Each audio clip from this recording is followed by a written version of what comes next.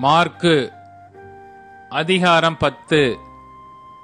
அவர் அவ்விடம் விட்டெழுந்து யோர்தானுக்கு அக்கரையிலுள்ள தேசத்தின் வழியாய் யூதேயாவின் எல்லைகளில் வந்தார். ஜனங்கள் மறுபடியும் அவரிடத்தில் கூடி வந்தார்கள். அவர் தம்முடைய வழக்கத்தின்படியே அவர்களுக்கு போதித்தார். அப்பொழுது பரிசேயர் அவரை சோதிக்க வேண்டுமென்று அவரிடத்தில் வந்து, புருஷனானவன் தன் மனைவியை தள்ளிவிடுவது நியாயமா என்று கேட்டார்கள். அவர் பிரதியுத்தரமாக, மோசே உங்களுக்கு கட்டளையிட்டிருக்கிறது என்ன என்று கேட்டார். அதற்கு அவர்கள், தள்ளுதற் சீட்டை கொடுத்து அவளை தள்ளிவிடலாம் என்று மோசே உத்தரவு கொடுத்திருக்கிறார் என்றார்கள். இயேசு அவர்களுக்கு பிரதியுத்தரமாக, உங்கள் இருதய கடினத்தின் நிமித்தம் இந்த கட்டளையை உங்களுக்கு எழுதி கொடுத்தான். ஆகிலும் ஆதியிலே மனுஷரை சிருஷ்டித்த தேவன் அவர்களை ஆணும் பெண்ணுமாக உண்டாக்கினார். இது நிமித்தம் புருஷனானவன் தன் தகப்பனையும் தாயையும் விட்டு தன் மனைவியோடு இசைந்திருப்பான். அவர்கள் இருவரும் ஒரே மாம்சமாயிருப்பார்கள். இவ்விதமாய் அவர்கள் இருவராயிராமல் ஒரே மாம்சமாயிருக்கிறார்கள். ஆகையால் தேவன் இணைத்ததை மனுஷன் பிரிக்காதிருக்க கடவன் என்றார்.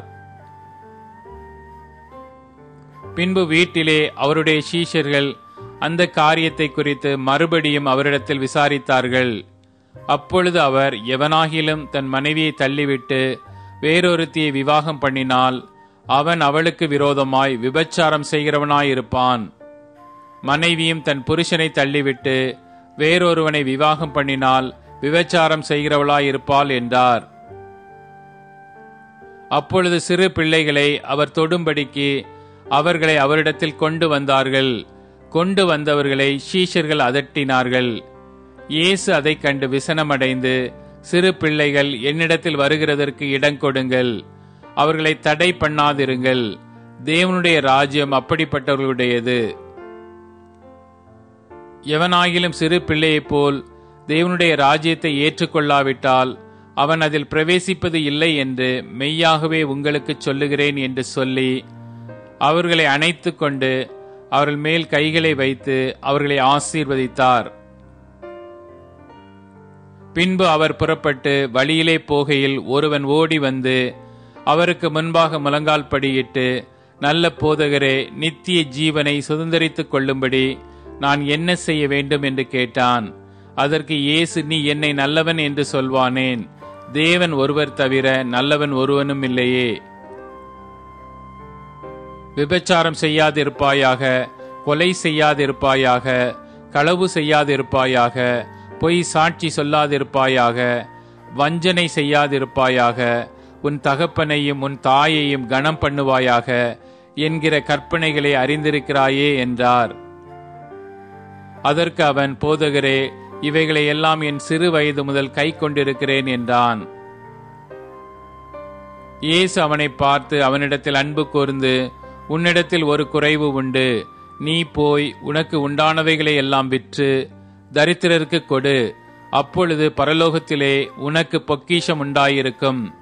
பின்பு சிலுவையை எடுத்துக்கொண்டு என்னை பின்பற்றி வா என்றார். அவன் மிகுந்த ஆஸ்தி உள்ளவனாய் இருந்தபடியினால் இந்த வார்த்தையை கேட்டு மனமடிந்து துக்கத்தோடே போய்விட்டான். அப்பொழுது இயேசு சுற்றி பார்த்து தம்முடைய சீஷரை நோக்கி, ஐஸ்வர்யமுள்ளவர்கள் தேவனுடைய ராஜ்யத்தில் பிரவேசிக்கிறது எவ்வளவு அரிதாயிருக்கிறது என்றார். சீஷர்கள் அவருடைய வார்த்தைகளை குறித்து ஆச்சரியப்பட்டார்கள். இயேசு பின்னும் அவர்களை நோக்கி, பிள்ளைகளே, ஐஸ்வர்யத்தின் மேல் நம்பிக்கையாயிருக்கிறவர்கள் தேவனுடைய ராஜ்யத்தில் பிரவேசிப்பது எவ்வளவு அரிதாயிருக்கிறது. ஐஸ்வர்யவான் தேவனுடைய ராஜ்யத்தில் பிரவேசிப்பதை பார்க்கிலும் ஒட்டகமானது ஊசியின் காதிலே நுழைவது எளிதாயிருக்கும் என்றார். அவர்கள் பின்னும் அதிகமாய் ஆச்சரியப்பட்டு, அப்படியானால் யார் ரட்சிக்கப்படக்கூடும் என்று தங்களுக்குள்ளே சொல்லிக் கொண்டார்கள். இயேசு அவர்களை பார்த்து, மனுஷரால் இது கூடாததுதான், தேவனால் இது கூடாததல்ல, தேவனாலே எல்லாம் கூடும் என்றார். அப்பொழுது பேதுரு அவரை நோக்கி, இதோ நாங்கள் எல்லாவற்றையும் விட்டு உம்மை பின்பற்றினோமே என்று சொல்லத் தொடங்கினான்.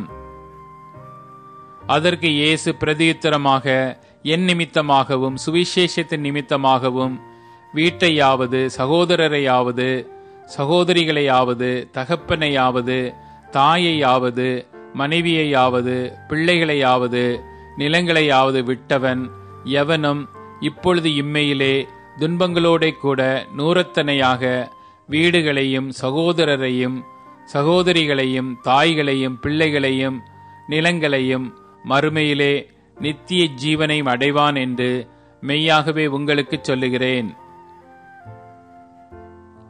ஆகிலும் முந்தினோர் அநேகர் பிந்தினோர் ஆயும், பிந்தினோர் அநேகர் முந்தினோர் ஆயும் இருப்பார்கள் என்றார்.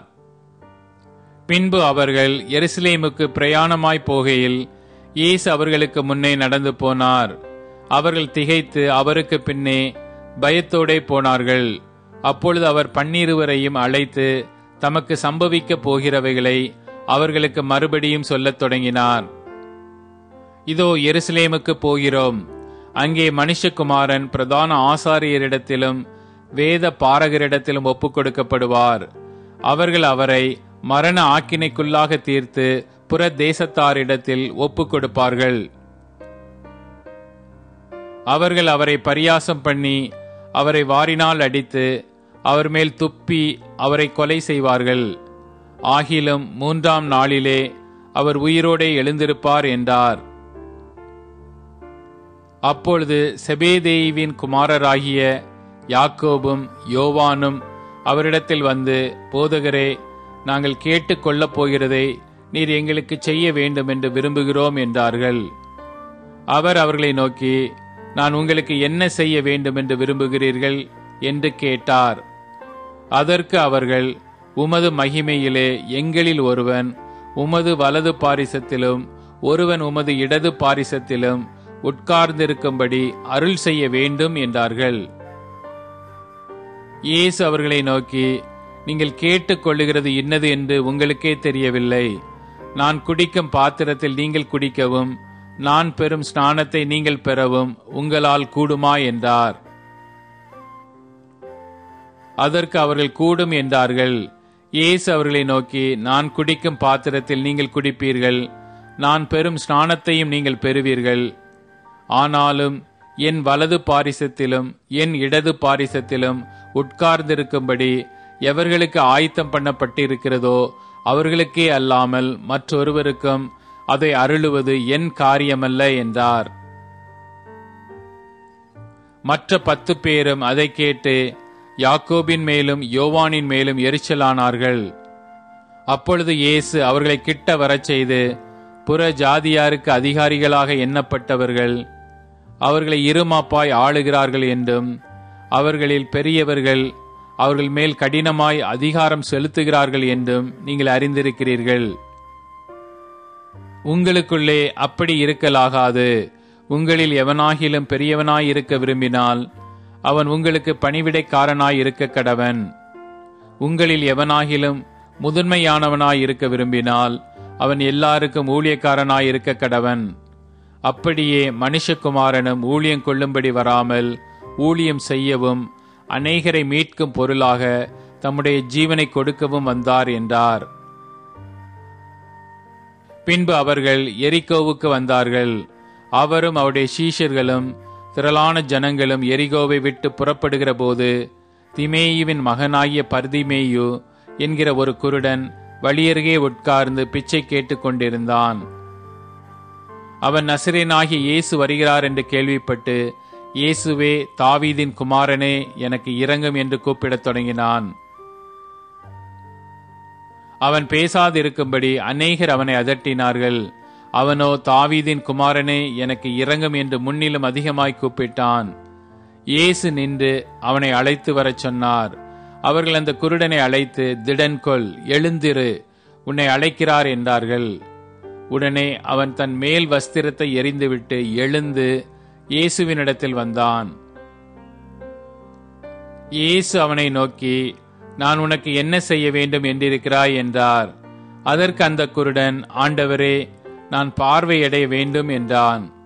இயேசு அவனை நோக்கி, நீ போகலாம், உன் விசுவாசம் உன்னை ரட்சித்தது என்றார்.